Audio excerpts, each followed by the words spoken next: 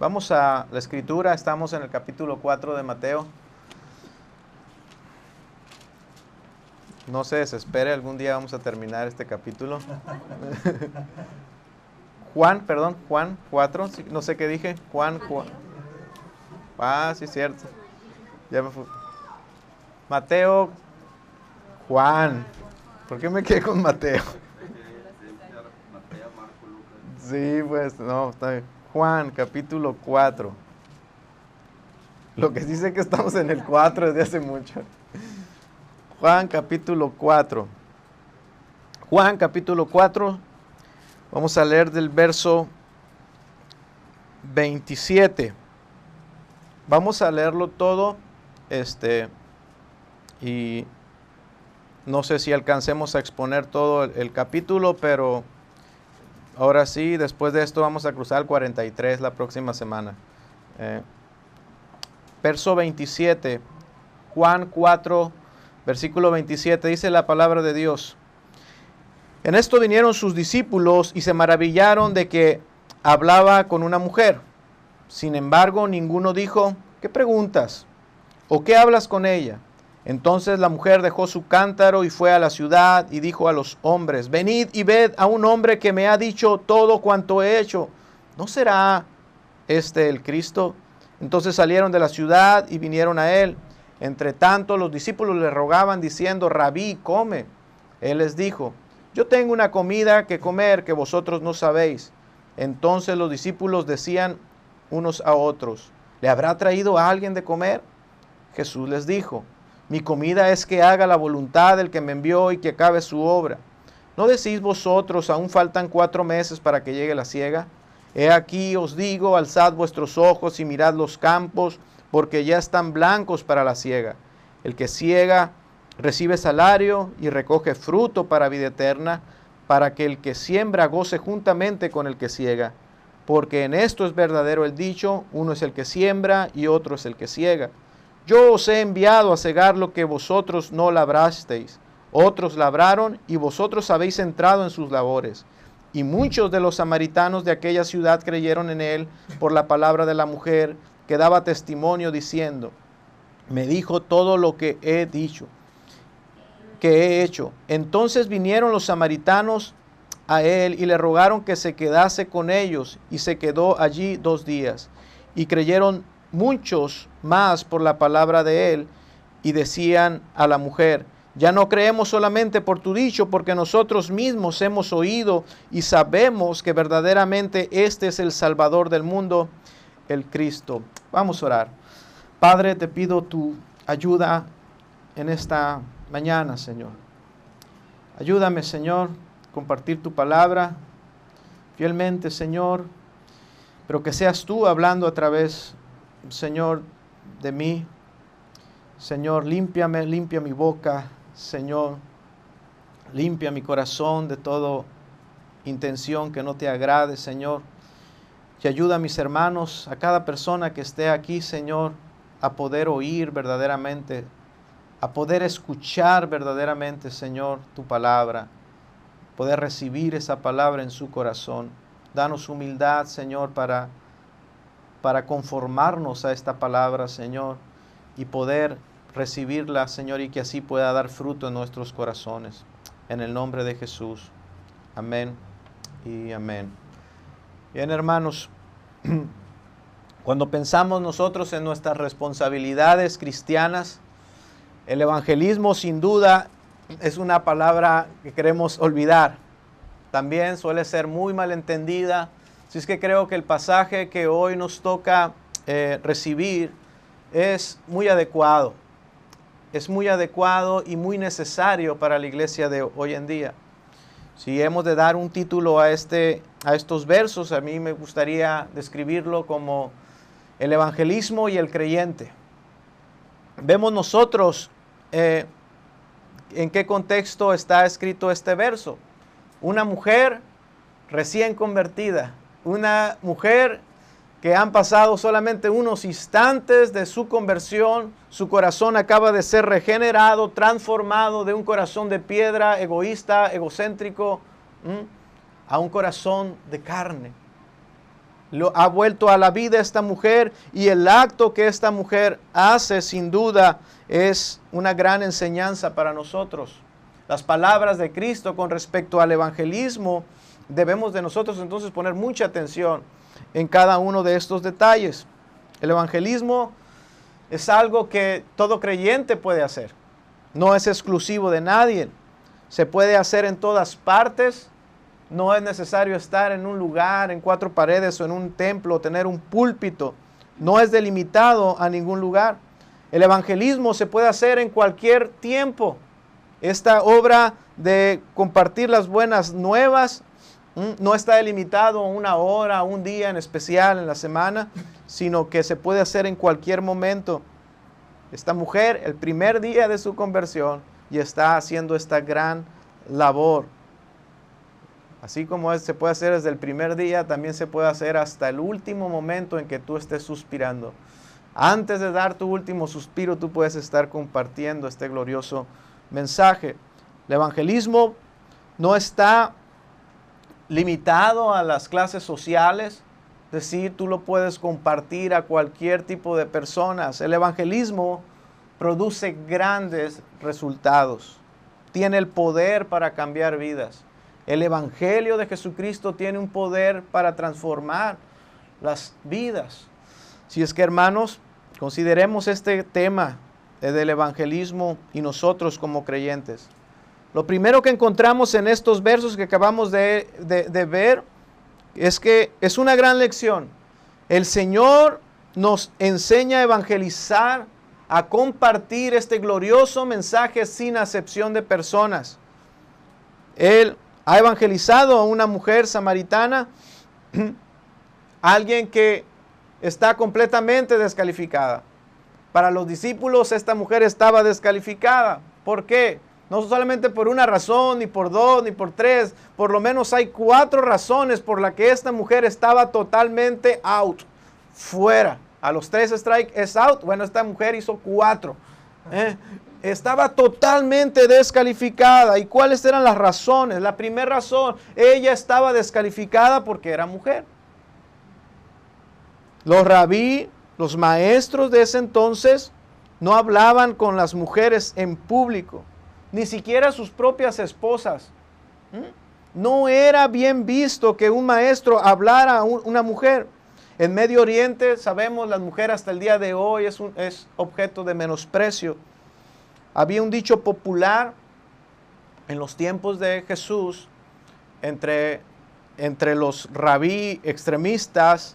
Ellos decían estas palabras: mejor quemar las palabras de la ley que enseñarlas a una mujer. Ese era el dicho de todo maestro de la ley en aquel entonces. Pero Jesús no era un maestro cualquiera, ¿verdad? Los discípulos no hubieran hablado con esta mujer, pero Jesús sí lo hizo. Ella estaba descalificada por el simple hecho de ser mujer, pero Jesús era distinto. Y Jesús le comparte el evangelio a esta mujer. La segunda razón por la cual esta mujer era descalificada, como ya hemos visto, es que era samaritana. En el verso 19 nos dice que judíos y samaritanos no se llevaban. Había una enemistad, como ya hemos visto, entre ellos. Pero el Señor habló con ella y le entregó el evangelio. ¿A quién? A sus enemigos. Si es que esta mujer estaba doblemente descalificada por ser mujer, por ser samaritana y por ser adúltera. 5 maridos has tenido y el que ahora tienes, con el que ahora estás, no es tu marido. Entonces, tenía una vida impropia, inmoral. Era una mujer muy pecadora. Pero vemos a Jesús, que Jesús no hace acepción de personas.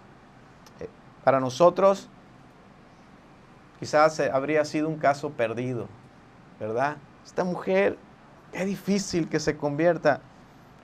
Pero vemos que Jesús la amó.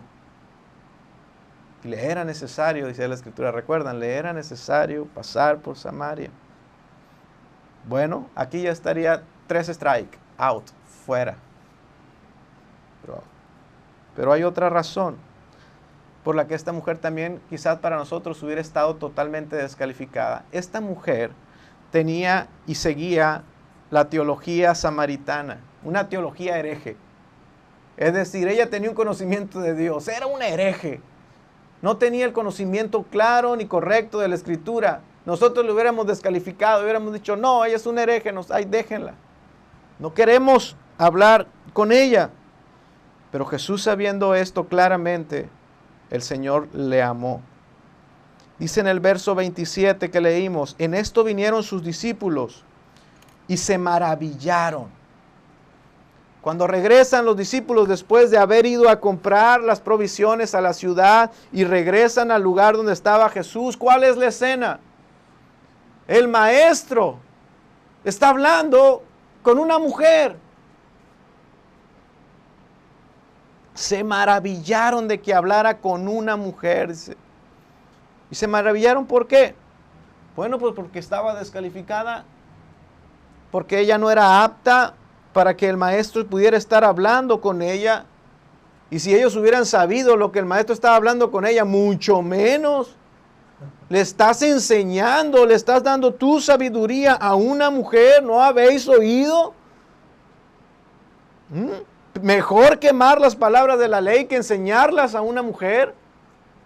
Pero dice, pero ellos, sin embargo, ninguno dijo nada. ¿Qué preguntas o qué hablas con ella? Ellos estaban maravillados de que Jesús hubiese dedicado tiempo a esta mujer.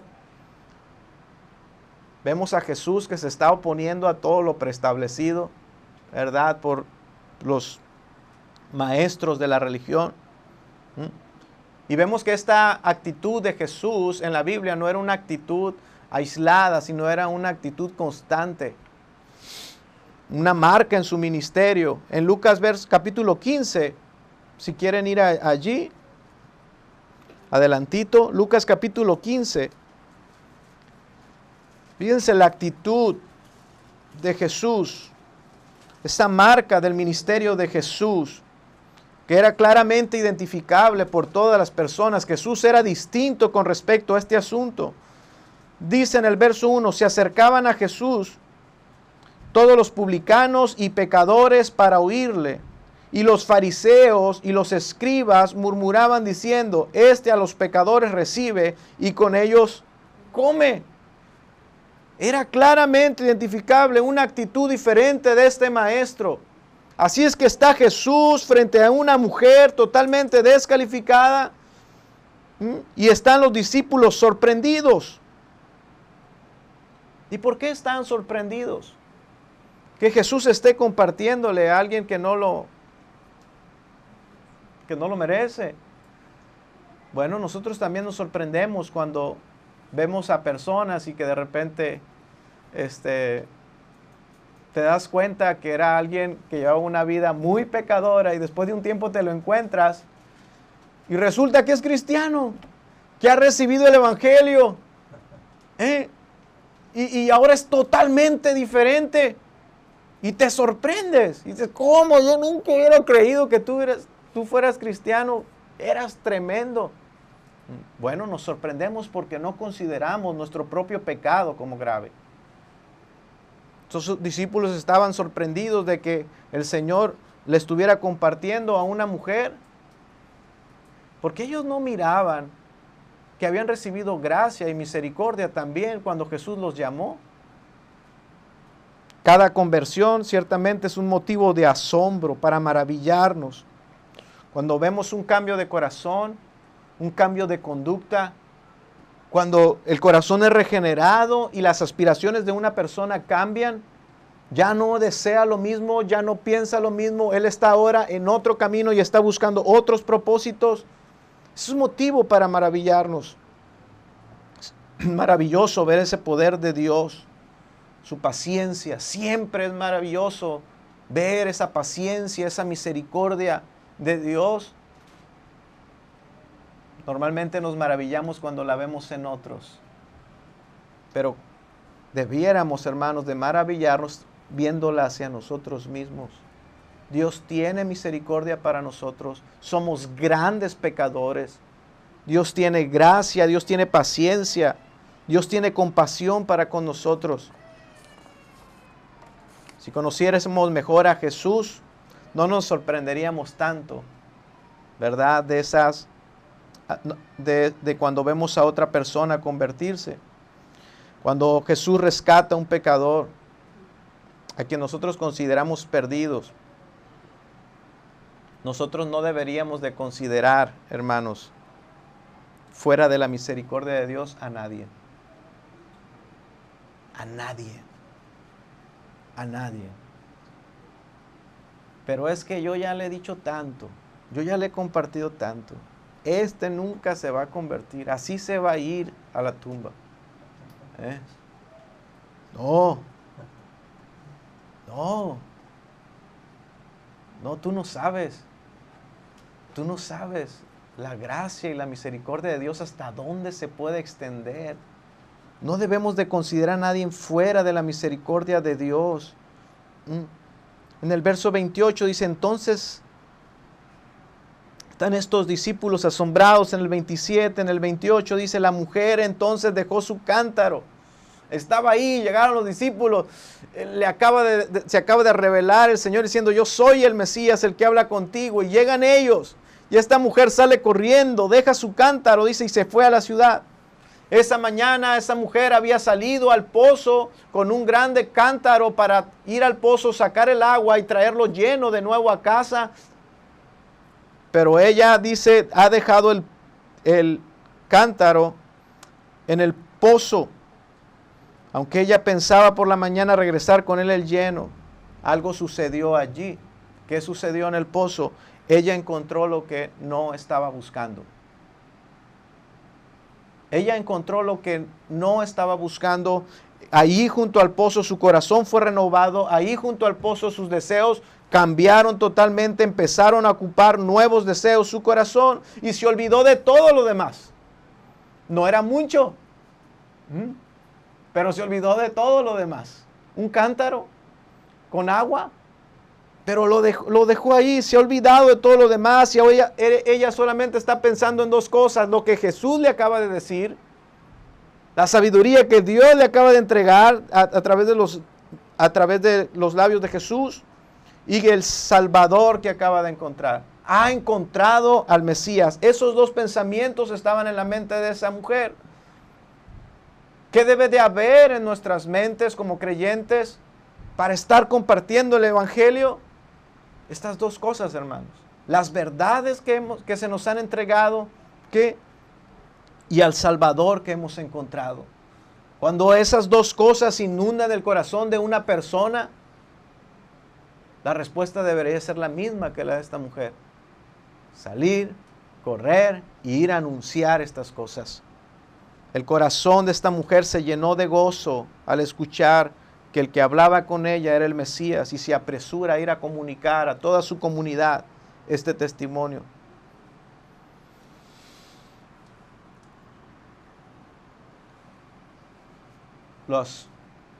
Sus deseos cambiaron. El evangelismo es para el creyente. El compartir las buenas nuevas no es para todos. Es para el creyente. Sus motivaciones, sus deseos ya han cambiado. Su corazón está regenerado y ahora sus prioridades y todo lo que le rodea ya parece distinto. Suena a canción, hay una canción, el mundo me parece distinto cuando no estás junto a mí. El mundo cambió para esta mujer. La percepción que ella tenía de su realidad cambió total y absolutamente. Todas las cosas asumen ahora un aspecto nuevo. Así le sucedió, ¿verdad?, a Mateo. Cuando Jesús llama a Mateo, dice que él dejó el banco de los tributos. Cuando vimos como llamamiento de Pedro, de Santiago, de Juan y Andrés, cuando lo vemos en la Escritura, vemos que ellos dejaron sus redes, dejaron sus barcos.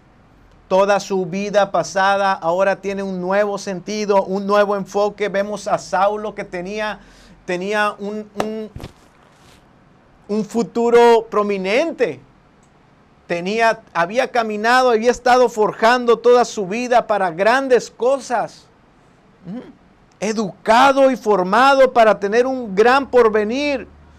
Pero él abandona todas estas cosas, abandona su brillante porvenir para predicar a Cristo.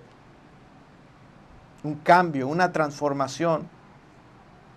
Bueno, Pablo dejó mucho, esta mujer dejó un cántaro. Yo no tengo nada que dejar. No, todos tenemos algo que dejar. Todos tenemos que renunciar a algo.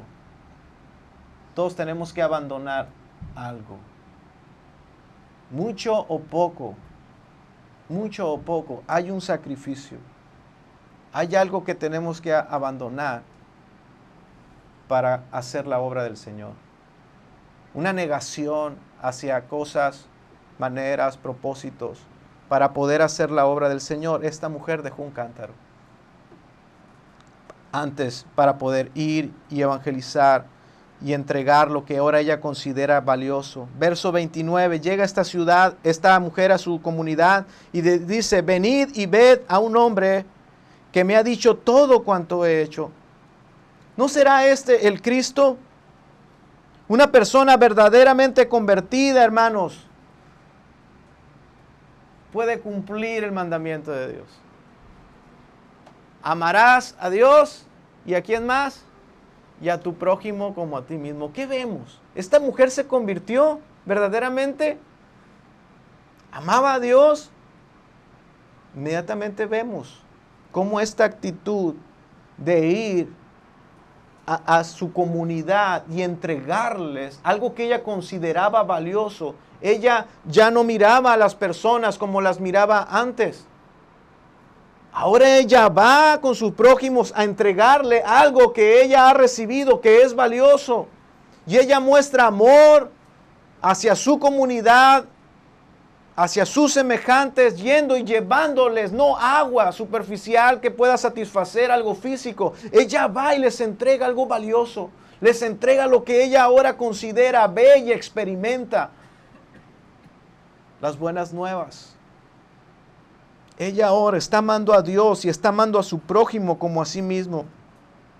Ella se convierte en una especie de misionera, ¿verdad? Va a su ciudad de hablarles del Señor. Ella no pudo permanecer callada. Estaba ciega, no entendía nada. Ya estudiamos esos versos, nos reímos, nos desesperamos con ella, con sus respuestas, con sus evasiones. Ya leímos todos esos versos porque estaba ciega. No entendía nada. Pero ahora ve y entiende cosas hasta más claras que los discípulos mismos que caminaban con Jesús. Ella tiene luz y entiende y ve la realidad, la verdadera realidad espiritual. Hay un hambre, hay una sed que todos los hombres tienen. Y aquel que está junto al pozo es el único que tiene esa agua. Ella entiende. Ahora ella entiende. Así es que ella va y entrega un mensaje muy sencillo. Muy sencillo. Aquellos que dicen, no, lo del evangelismo es muy complejo. Miren qué mensaje tan sencillo. Venid y ved. Venid y ved. ¿Cómo una persona recién convertida puede tener destrezas para compartir algo tan glorioso? Venid y ved. Algo muy sencillo, muy práctico. La misma manera en que Andrés llama a Pedro. Va Andrés con Pedro y le dice, venid y ved. Las mismas palabras. Felipe llamando a Natanael. Felipe encuentra al maestro y va con Natanael y le dice a Natanael, Natanael, ¿qué? Venid y ved. No tengo grandes argumentos, no tengo gran conocimiento teológico, quizás así como Natanael lo tenía, ¿no? Un verdadero israelita. No tengo tanto conocimiento como tú, pero he encontrado algo. Ven y ve. Ese es mi argumento. Esa es una invitación. Te invito a que vengas y te cerciores y te encuentres con Cristo. De la misma manera, la samaritana va y corre a su pueblo y les dice, venid y vean. ¿No será este el Cristo? Que ella estaba claramente segura de que lo era. Vemos, no hay argumentos profundos. Simplemente sus labios hablaron de lo que estaba lleno su corazón. De la abundancia del corazón habla la boca. Venid y ved. Vengan. Vengan a Él. Ahora esta mujer, las promesas de Cristo las vemos cumplidas en esta mujer. De su interior correrán ríos de agua viva. Ahora ella tiene un agua que la sacia, que la llena, que la satisface. Ahora ella está desbordando lo que ha recibido. Ella está ahora tan satisfecha, ha experimentado un gozo como aquellos que son nacidos de nuevo, saben de qué estamos hablando, algo que no se puede describir. Ella se sabe salva, ella se sabe libre de su pecado, ella se sabe con esperanza, se sabe dichosa porque ha encontrado lo que no buscaba. Está plena. Ahora, esto sucede, ella va, y en el verso 31 dice, mientras ella va, entre tanto, lo tienen ahí en su escritura, verso 31, entre tanto que ella estaba haciendo estas cosas, invitando allá en su comunidad, está acá Jesús en el posto, con sus discípulos, dándoles una gran enseñanza. Los discípulos le rogaban entonces acá en el pozo a Jesús diciendo, Rabí, come. Y Él les dijo, yo tengo una comida que comer que vosotros no sabéis. Podemos ver cómo Jesús le encantaba dar ese tipo de enseñanzas, ¿verdad? Una comida, o sea, ¿por qué no les habló claro, verdad? Desde el principio. No, lo que pasa es que yo aquí estaba compartiendo a esta mujer, estaba trabajando con ella. No, les dice algo misterioso, algo que causó inquietud en su corazón. Tenía esa manera Jesús de despertar la curiosidad para que la enseñanza fuera profunda y fuera penetrante en sus vidas. Y les dice, yo tengo una comida que comer que vosotros no sabéis. ¿Qué significa esto? Jesús vivía de un manjar exquisito, una comida deliciosa. Y claramente le dice, ustedes no la conocen. No la conocen. Hay un alimento especial, misterioso, oculto. Ustedes no saben qué es, ustedes no lo tienen. Y yo lo he disfrutado. Yo lo he disfrutado. Jesús les está diciendo. Claramente esto es una metáfora que ilustra, ¿verdad?, el alimento espiritual, lo que traía satisfacción a Cristo. ¿Qué es lo que trae satisfacción al siervo de Dios? Lo que le fortalece. ¿Qué es lo que es necesario hacer cada día? El alimento. El alimento lo necesitamos todos los días. El alimento nos llena, nos satisface y nos hace sentir fuertes. Jesús está usando esta metáfora para decirles lo que verdaderamente le satisfacía a Él. Lo que le daba las fuerzas y lo que era necesario hacer para Él todos los días. Los discípulos habían ido a la ciudad a comprar alimento y cuando llegan traen el alimento. Contraste con esta mujer. Esta mujer va también a la ciudad como fueron los discípulos. Y los discípulos traen pan. Esta mujer, ¿qué hace? Va a la ciudad y ¿qué va a traer? Almas. Va a ser la voluntad de Dios. Ustedes fueron a la ciudad y traen el pan. Pero viene una mujer que trae algo verdaderamente valioso. Trae a sus hermanos, trae a su familia, trae a sus vecinos. Yo tengo una comida que ustedes no conocen. Jesús les está enseñando cuáles eran sus prioridades y cuáles deben ser las prioridades de cada uno de sus discípulos, de nosotros. ¿Cuál es la misión más urgente que hay? Tanto en el ministerio de Jesús como lo va a hacer también para sus apóstoles, sus discípulos. ¿Había una necesidad real? Sí. ¿Verdad? Ellos habían visto a Jesús cansado, tenía hambre y ellos habían ido a suplir lo que necesitaba.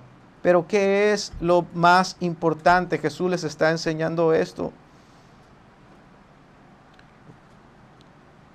Jesús les está diciendo, lo que ha acontecido aquí mientras ustedes se habían ido fue tan satisfactorio para mí que ya no tengo hambre. Fue como comer un gran banquete. Yo tengo ese alimento. La pregunta es, ¿ustedes lo tienen? Nuestra pregunta para hoy, para reflexionar, debiera ser la misma. Nosotros tenemos ese alimento que nos satisface verdaderamente, o vivimos en insatisfacción, siempre evaluando nuestro cristianismo y mirándonos siempre y seguimos insatisfechos. Nos sentimos débiles porque no hay alimento, nos sentimos insatisfechos porque no tenemos alimento. Nosotros tenemos ese alimento espiritual.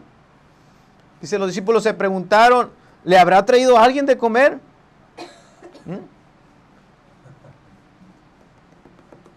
Se parece a la mujer, ¿verdad? Sin entendimiento. Estoy enseñando algo tan importante y ustedes están pensando en las cosas físicas. Es lo mismo que hacemos nosotros. Continuamente, siempre estar evaluando las cosas que vemos. ¿Le habrá traído alguien de comer? Así como la mujer no había entendido lo del agua viva, estos discípulos tampoco entendían lo del alimento. No había mucha diferencia, pero sin embargo se maravillaban de que fuera una mujer. ¿Cómo a una mujer? Cuando ellos estaban también sin entendimiento. Jesús les va a aclarar esto, hermanos. Cuando hay dudas, cuando no hay entendimiento en los hijos de Dios, Él mismo nos ha dado su revelación para no quedar ahí, hermanos. No quedar sin entendimiento. Así es que Jesús los ve y entiende. Ellos no entienden lo que les estoy diciendo, pero va a dar gracia y misericordia y va a enseñar y va a aclarar las cosas. Hermanos, así es que esto es muy esperanzador para nosotros. Cuando no entendemos muchas cosas, ¿verdad? Pero queremos agradar a Dios, lo más sabio es decir, explícanos la parábola. Quiero escucharte. ¿Y qué es escuchar? Bueno, vamos a ir a la palabra y vamos a ver qué Dios dice. Aquí Jesús les va a aclarar este misterio. Jesús les dijo, mi comida, verso 34, es que haga la voluntad del que me envió y que acabe su obra. Muy sencillo. Mi comida es hacer la voluntad de Dios. Lo que trae satisfacción verdadera es hacer la voluntad de Dios. Mi comida, esta es mi comida. Esas mismas palabras se las dice a Satanás, al tentador en el desierto. Esas mismas palabras, Jesús tenía claramente eso. No solo de pan vivirá el hombre, le dice. Hay un alimento espiritual que satisface, aunque el cuerpo desfallezca, el espíritu se fortalece. Aunque las fuerzas vayan menguando con la edad, el espíritu por dentro se va fortaleciendo. Si es que en ese entendimiento podemos ver a jóvenes de 20, 25 años en la iglesia, tan débiles, tan ancianos. Y podemos ver también a hombres tan ancianos, con más vitalidad y fuerza espiritual. Por estar alimentados del verdadero alimento, no solo de pan vivirá el hombre. Son las mismas palabras, mi comida. De manera Jesús también les dice a sus padres en una ocasión, ¿no sabéis que en los asuntos de mi Padre me es necesario estar? Hacer la voluntad de Dios para Jesús fue claro desde el principio. Que haga la voluntad, dice, del que me envió. Si es que hacer la voluntad de Dios es la prioridad número 1 de Jesús. Vamos a hacer una lista de prioridades de nuestras vidas. Vamos a poner la renta de la casa, el pago del carro, ver cómo le vamos a hacer con el estudio de nuestros hijos. Vamos a hacer una lista de prioridades. Ir a la iglesia. Y ofrendar, aportar. Y ir a la oración. La prioridad número 1 es la que satisface. La prioridad número 1 es la que satisface el alma. Cuando estamos haciendo la voluntad de Dios, todo lo demás se puede estar cayendo en pedazos. Y tú estás como un roble. Serán como árboles plantados junto a corrientes de las aguas. Como robles plantados frente a corrientes de las aguas, que da su fruto a su tiempo y su hoja no cae. Prioridad, la prioridad número 1 es la que da verdaderamente satisfacción, y esa es hacer la voluntad de Dios. Normalmente cuando descendemos esa prioridad a otros escalones más abajo, el resultado siempre es caótico. Siempre es caótico, hermanos. Jesús le dice, mi alimento es que haga la voluntad del que me envió. Es ese gozo del deber cumplido. O sea, yo no sé si ustedes han experimentado eso en el ambiente secular. Cuando haces lo que sabes que debías de hacer en tu trabajo. Tienes una gran tarea que hacer ese día y estás haciéndola, tienes que cumplir esa tarea, esa meta, y estás cansado. A veces estoy trabajando yo en mi casa y estoy haciendo unos cuadros y estoy trabajando con la madera y estoy 1, 2, tengo que hacer 200. Este día tengo que hacerles este trabajo a la madera a 200 de estos. Llega a las 2, las 3, las 4, y vente a comer, ya está la comida. No, espérate. Y yo, espérame, y estoy dándole. Y son 200, no son 150, no son 190 ni 195, son 200. Ya todos comieron, ya se te enfrió la comida. Yo, 198, 199, 200. Voy y me como la comida fría y me sabe a gloria. El gozo del deber cumplido. No lo vas a comparar con nada. Con nada. Jesús le está diciendo, yo tengo un alimento, es hacer la voluntad del que me envió.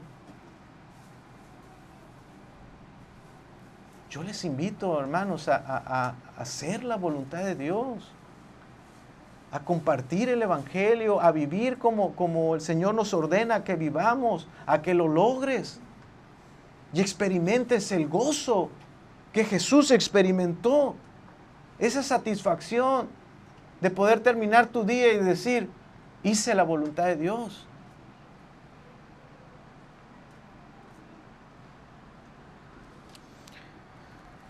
Así como él sabía claramente cuál era su deber, Jesús sabía bien quién era.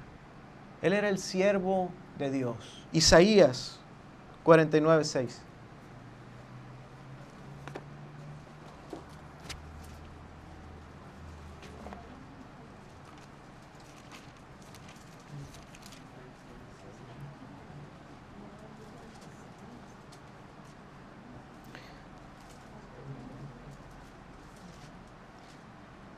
Vamos a leer desde el 5. Ahora pues dice Jehová, el que me formó desde el vientre, para ser su siervo, para hacer volver a él a Jacob y a congregarle a Israel. Porque estimado seré a los ojos de Jehová, y el Dios mío será mi fuerza. Dice, poco es para mí que tú seas mi siervo para levantar las tribus de Jacob y para que restaures el remanente de Israel. También te di por luz a las naciones, para que seas mi salvación hasta lo postrero de la tierra. Jesús sabía, yo soy el siervo de Jehová. ¿Cuál es mi propósito? Toda la casa de Israel. ¿Hasta ahí? No. Salvar y congregarle al Padre un pueblo de toda lengua, de toda tribu, de toda nación, que glorifiquen a Dios. Jesús era el siervo de Israel, el siervo de Jehová. Jesús lo sabía claramente, así es que él no tenía ningún empacho en llegar con la mujer samaritana. Ir con el peor de los pecadores y compartirles la gracia y la misericordia de Dios. Él era el verdadero siervo de Jehová. Así es que él dice, este es el alimento, que haga su voluntad, y dice, y que acabe su obra. Jesús vuelve a repetir estas mismas palabras, esta misma palabra, acabar. ¿Dónde cree usted que Jesús vuelve a usar esta palabra? En la cruz. Es la misma palabra, consumado es. Jesús dice, este es mi alimento, que acabe su obra. Y Jesús lo cumplió. Fue a la cruz y terminó con la obra que se le había encomendado. No 198, no 199, toda la obra que se le había encomendado. No una mujer, no 12 discípulos, sino toda la obra que se le había dado para hacer como el siervo de Jehová. Jesús cumplió perfectamente cada obra del Padre, terminándolo todo y consumándolo en la cruz. Jesús es ese siervo de Jehová. No es Israel, no fueron los profetas, no fueron los jueces, no fue ningún hombre que le antecedió, no fue Juan el Bautista. Fue Jesús el que cumplió completamente y perfectamente la obra que el Padre le había encomendado. Tomar su vida, vivirla en obediencia perfecta por hombres y mujeres pecadores, transgresores, aborrecedores de Dios, tomar sus pecados, cargarlos sobre sí mismo y con gozo, con alegría, con la fuerza que produce el saber que estás caminando por la voluntad de Dios. Llegó paso a paso hasta el madero, azotado, escupido, golpeado, lastimado, abofeteado, burlado, escarnecido, recibiendo las ofensas, mentiras, injurios. Pero ¿qué vemos? Debemos de ver a un hombre que está en su espíritu lleno de gozo, caminando hacia el cumplimiento de todo lo que se le había encomendado. Este es mi alimento, que acabe su obra. Es Jesús el Cristo, hermanos. Ahorita cantábamos un canto. Yo no había entendido esa parte del canto hasta que ahorita que lo estábamos escuchando lo relacioné inmediatamente. Él se goza en quien salvó. ¿Por qué dice este himno reformado, bautista? Él se goza en quien salvó. Estaba pensando el autor. ¿Estaba gozando en mí? Oh. Se estaba gozando en salvarme, en hacer lo que se le había encomendado, venir y salvarme. Le produjo gozo. Ir a la cruz le produjo satisfacción. Tomar el madero, recibir los clavos en sus manos, le produjo gozo. Gozo por agradar al Padre. Las mañanas escuchábamos un documental, estaba mi esposa escuchándolo y yo lo estaba escuchando ahí medio escuchando. Y decían los judíos, los practicantes, los maestros de la Torá en Israel, los están entrevistando y ellos dicen enseñar la Torá, enseñar la ley, el espíritu de enseñar la ley y de todo lo que se hace, estaban diciendo ellos, todo tiene que ver con gozo.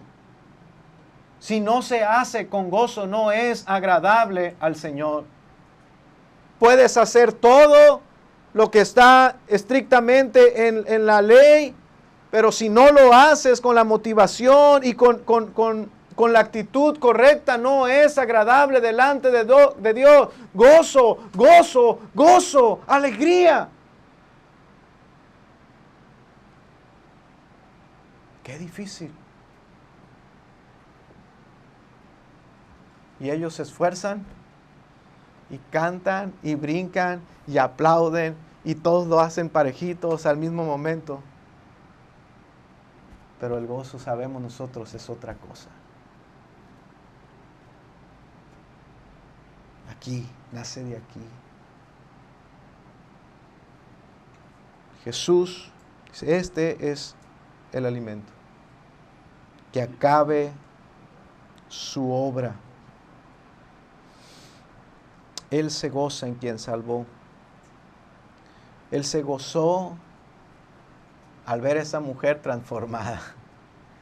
Si nosotros teníamos dudas de su conversión, Jesús sabía que no. Y se gozó.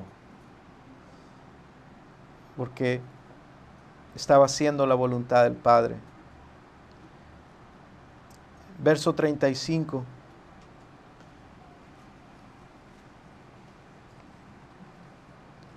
Entonces, si Jesús es el siervo de Jehová y el único que cumplió perfectamente con su deber y con la manera y la actitud correcta, entonces ese es un asunto de Él. Nosotros estamos exentos. Escuche lo que viene a continuación. Jesús va a llamarlos a sus discípulos a ser participantes de esto que Él ha experimentado. ¿Quieren de ese alimento? ¿Ustedes quieren esa satisfacción también? ¿Ustedes quieren tener ese gozo que produce el hacer la voluntad de Dios? Pues no están exentos. ¿No decís vosotros, aún faltan 4 meses para que llegue la siega? He aquí os digo, alzad vuestros ojos y mirad los campos, porque ya están blancos para la siega. ¿Qué escena? ¿Qué escena? En el verso 30, los samaritanos salían de la ciudad, dice, y venían a Él. Jesús está dando su lección a sus discípulos. Escuchen, quiero que se imaginen esta escena para poder entender estos versos. La mujer va a la ciudad, invita a su comunidad a venir a Cristo. Entre tanto, dice la Escritura, Jesús está dándole esta lección a sus discípulos. Eso es lo que dice. Y Jesús le está dando esta lección y le dice, faltan 4 meses para la siega. Jesús les dice, mientras la mujer y aquellas personas venían en camino, Jesús les dice, ustedes dicen que faltan 4 meses para que la siega esté lista. La cosecha en este lugar era en abril. Entonces los estudiosos sitúan este evento de Jesús y la samaritana en diciembre, cuando los campos están verdes. Cuando lo que estos discípulos estaban viendo junto al pozo de Jacob, el escenario era un pozo en medio de campos verdes, como cuando está la siembra, pero no está listo para cosecharse. No, está verde los campos. Y Jesús les dice esas palabras. Ustedes dicen falta 4 meses. ¿Por qué? Porque los discípulos estaban viendo los campos verdes que no estaban listos para ser cosechados. Pero Jesús va a aprovechar esa realidad física para hablarles de nuevo de algo espiritual.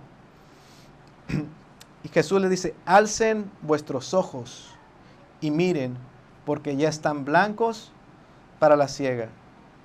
Ahora esto es bien interesante. Recuerden, los samaritanos venían en camino. Los samaritanos venían entre el campo, venían acercándose a Jesús. Una comunidad, muchas personas venían caminando entre los sembradillos Y así como se mece el trigo por el viento, podían verse estos hombres caminando entre el trigo, viniendo hacia Jesús. Culturalmente, si ustedes buscan en internet samaritanos, ustedes pueden encontrar fotos de cómo los samaritanos visten. Hasta el día de hoy, desde los tiempos de Jesús hasta el día de hoy, los samaritanos visten con ropas blancas y gorritos blancos.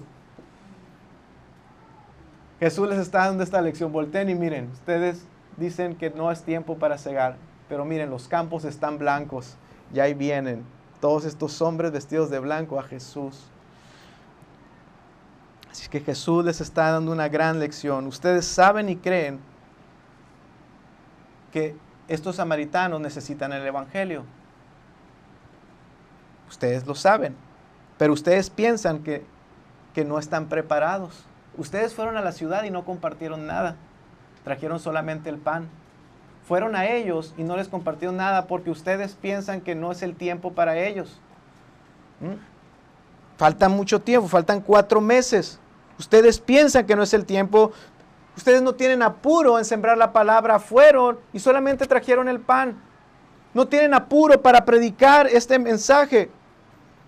Si no tienen tiempo para predicar y no creen que es el tiempo para predicar, por supuesto que no tienen tiempo o no piensan que es el tiempo para cegar. Pero yo les digo, alcen sus ojos y miren.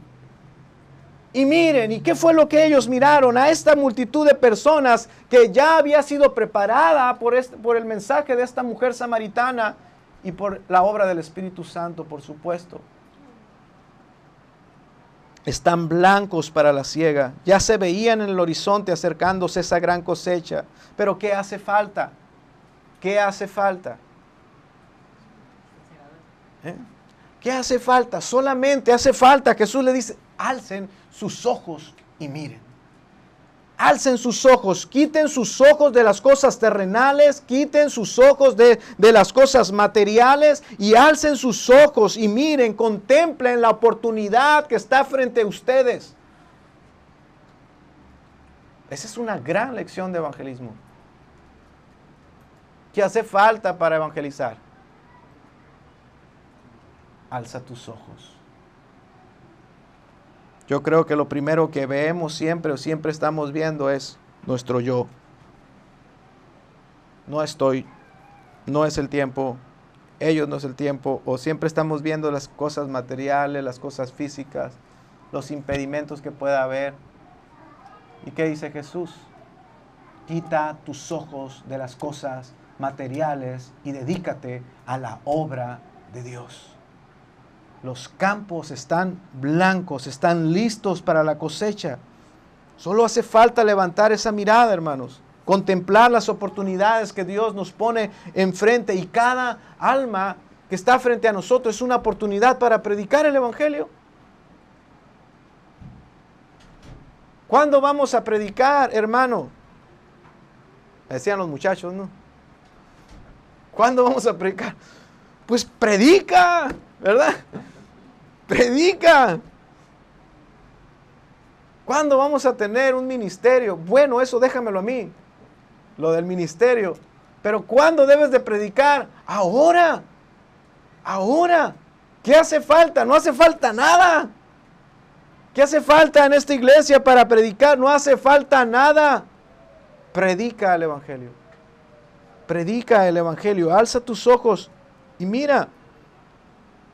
Si es que Jesús les está diciendo, si ustedes quieren tener la comida que yo como, quieren experimentar la satisfacción que yo experimento, bienvenidos. Bienvenidos. Manos a la obra. ¿Quieren esa comida que satisface verdaderamente? Bienvenidos. Esa gloriosa obra de la redención de las almas. También hay para ustedes y hay para ti, hermano. Hay para ti. Pero yo tengo poquito, hay para ti, venid y ved. Pero no sé mucho, venid y ved. También hay para ti. Yo puedo experimentar esa satisfacción. Sí. Solamente alza tus ojos. Quita tus ojos de las cosas terrenales y materiales y ocúpate en la voluntad de Dios.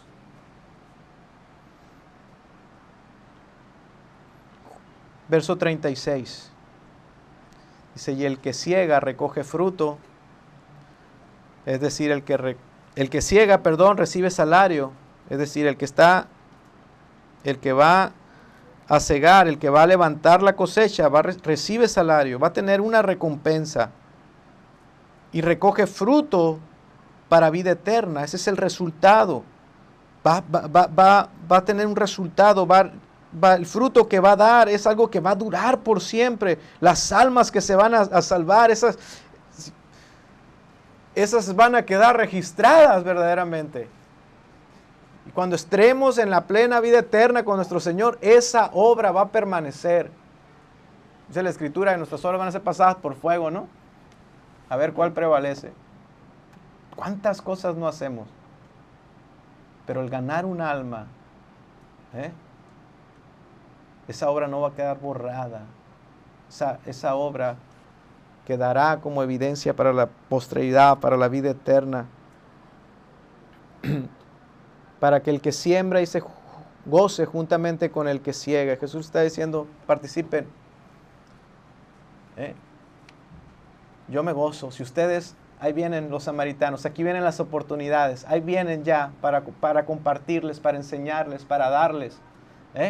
Bienvenidos, manos a la obra, ahí vienen ya están listos, ya están preparados, compartan, vayan, entréguenles, están listos, ok, aquí está la mesa, ya está, háganlo.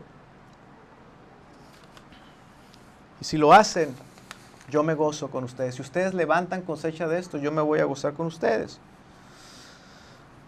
Hermanos, nosotros vemos que no existe ningún registro en los evangelios de que Jesús haya hecho esto, de salvar un alma, simplemente mirando al cielo y diciéndoles, yo soy el Mesías, sin antes identificarse y mostrar interés por ellos.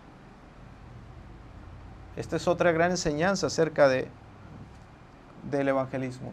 Cuando Jesús está evangelizando, nosotros vimos en la mujer samaritana, Jesús se interesó genuinamente por esa persona.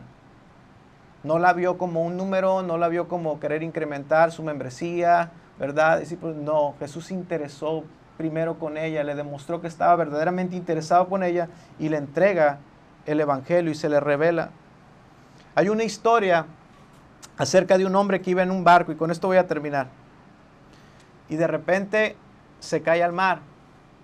Ese grande barco crucero tenía muchos salvavidas.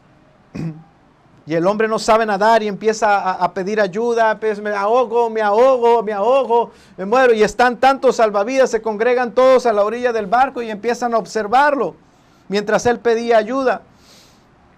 El primer hombre que le responde, era un moralista, dice.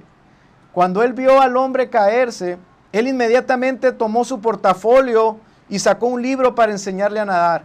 Entonces se acercó al hombre y le gritó, hermano, tú léete este libro, sigue las instrucciones y estarás bien.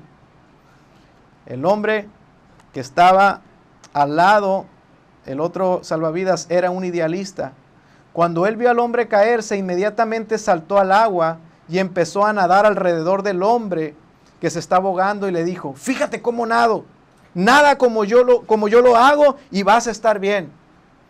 La otra persona, el siguiente salvavidas que estaba ahí, era un miembro de una iglesia denominacional.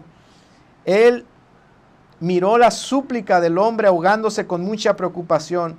Entonces le grita, ahora, espera un poco, amigo, la ayuda viene en camino. Vamos a establecer un comité y vamos a dialogar tu problema. Y luego, si llegamos a un consenso y al financiamiento apropiado, vamos a resolver tu problema. El hombre, había otro salvavidas ahí en cubierta, que era el positivo. Él le grita al hombre que se estaba ahogando, amigo, esta situación no es tan mala como piensas, piensa positivo. Mientras el hombre gritaba, me ahogo, me ahogo. Por eso estás así. Por eso estás así, me ahogo, piensa positivo. Ya no grites, ya no digas me ahogo. Por eso estás ahí. Declárate salvo, declárate que sabes nadar. Finalmente, el último hombre en la cubierta era un hombre compasivo. No era un salvavidas. Otra persona estaba allí, un hombre compasivo, inmediatamente se lanza al agua arriesgando su propia vida y trae al hombre a cubierta a salvo. Ese es el ejemplo de Cristo, hermano. Ese es el ejemplo de Cristo.